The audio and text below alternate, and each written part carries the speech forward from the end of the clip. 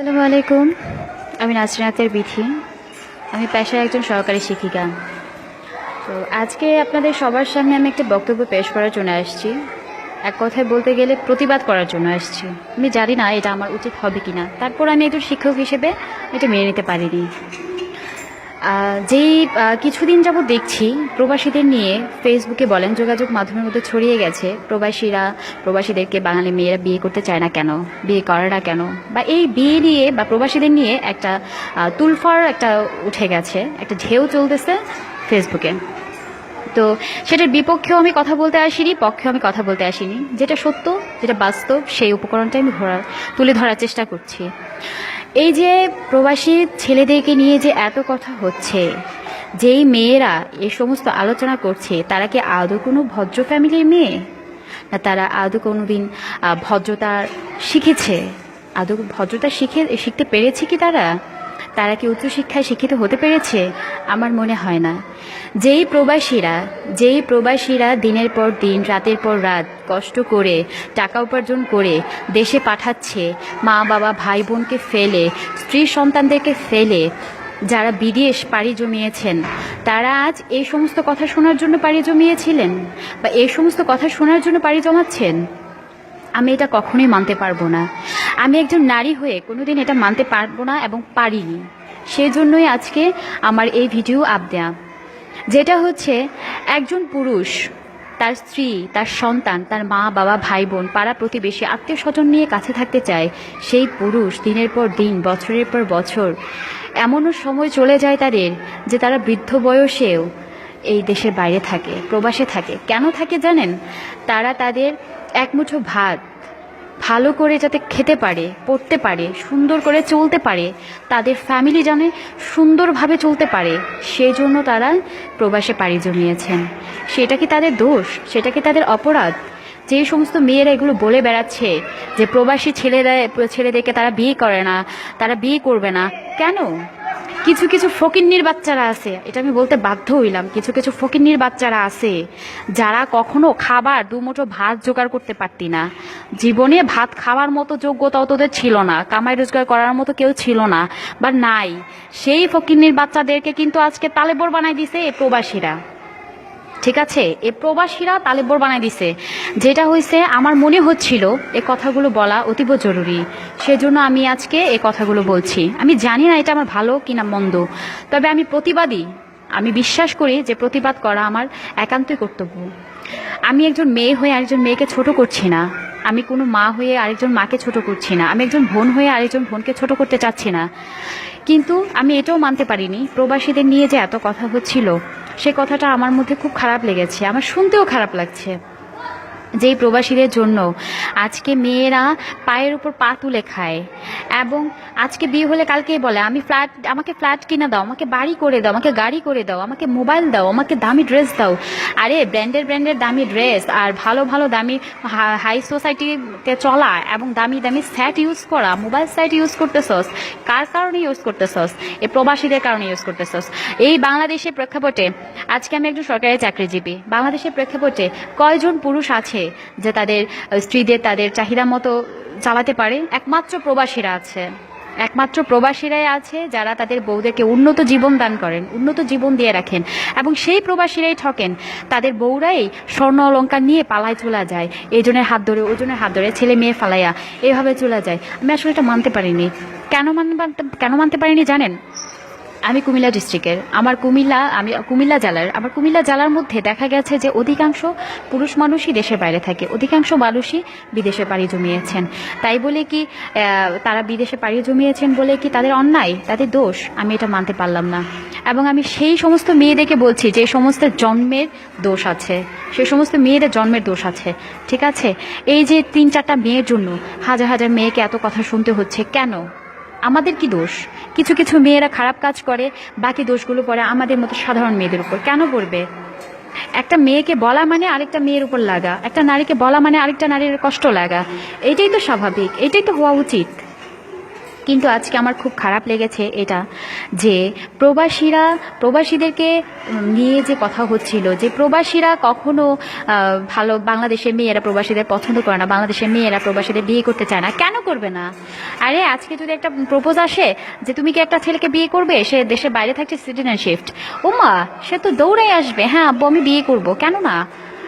কেন সে এই জন্য বিয়ে করতে চাচ্ছে যে সে তার সাথে দেশের বাইরে যেতে পারবে, ঘুরতে পারবে, আনন্দ করতে পারবে, ফুর্তি করতে পারবে, ভালোভাবে জীবনযাপন করতে পারবে।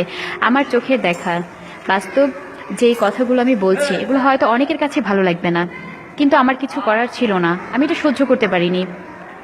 যে প্রবাসী ভাইরা রাতের পর রাত দিনের পর দিন কষ্ট করছে, যে কষ্ট করে আপনাদের জন্য দেশে টাকা পয়সা উপার্জন করে পাঠাচ্ছেন, একবারও কি চিন্তা করেছেন কিভাবে পাঠাচ্ছেন, কিভাবে দিচ্ছেন? এটা চিন্তা কখনোই করেননি।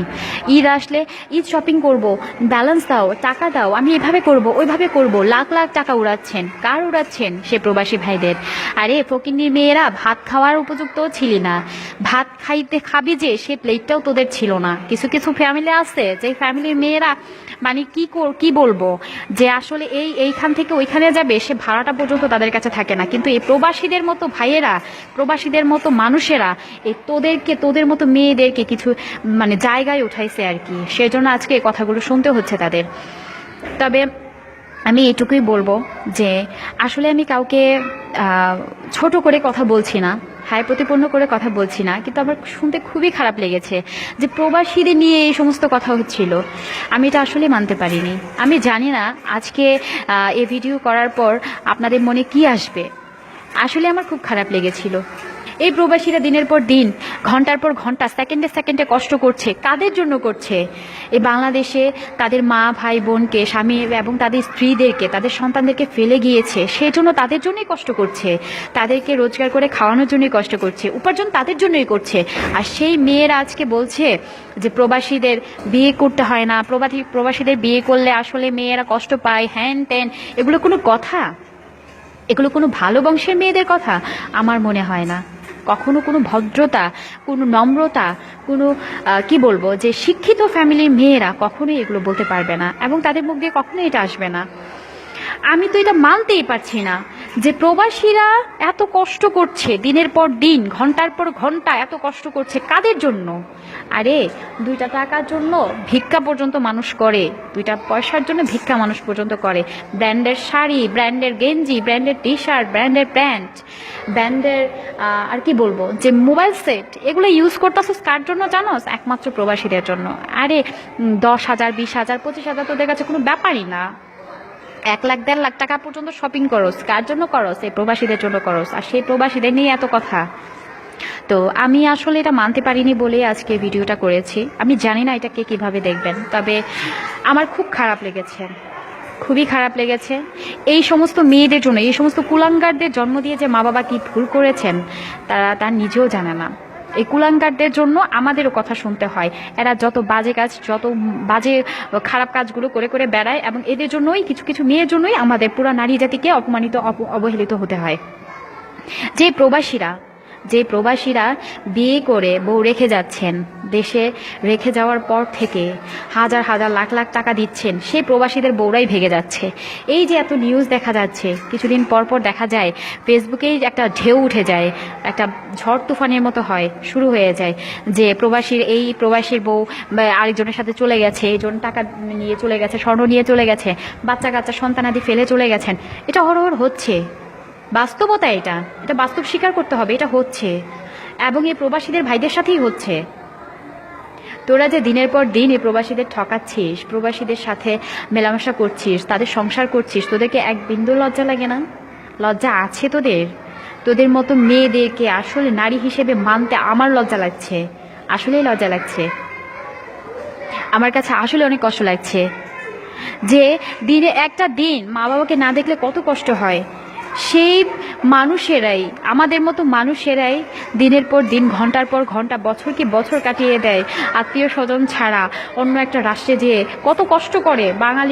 বাঙালিরা অনেক জায়গায় অবহেলিত, কত কষ্ট করতেছে শুধু এই বাংলাদেশে রেখে যাওয়া বউ বাচ্চা মা সন্তান এবং আত্মীয় স্বজনের জন্য, আর তাদের কিনা এইভাবে অপমান।